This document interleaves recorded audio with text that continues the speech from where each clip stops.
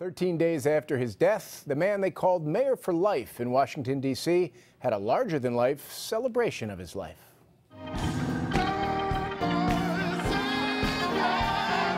They raised the roof at the Washington, D.C. Convention Center this afternoon, celebrating the life of Marion Barry, who died 2 weeks ago at the age of 78. The four-time mayor of Washington, that's where his nickname came from, was the first civil rights activist to be elected mayor of a large American city, and still a councilman when he died. His son, Marion Christopher Barry, took measure of the man. It's not a person in this city or a corner of the city that he hasn't touched.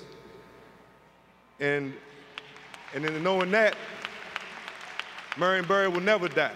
You know, they say D.C. will never be the same because Marion Barry's gone. You're right. Because now it's thousands of millions of Marion Barrys out here.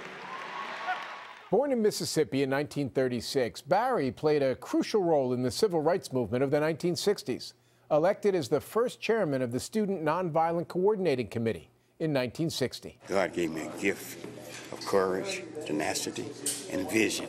He would make scandalous headlines in 1990 when he was arrested and did 6 months for misdemeanor drug possession after an FBI sting operation.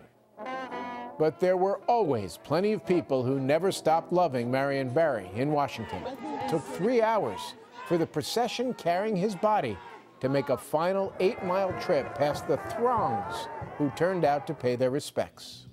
And it was his accomplishments and resiliency, and not the low points of Marion Barry's life, that were saluted today.